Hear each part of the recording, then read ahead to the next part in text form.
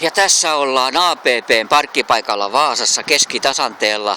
Kävin moikkaamassa vanhoja työkaveria tehtaalla ja kulkiessa omalle Volvolle huomasin tämmöisen hienon pirssin.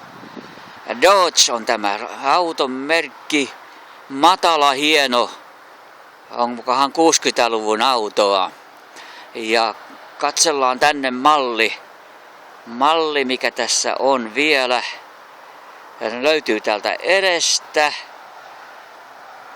Tämä on nappiautomaatti vaihde.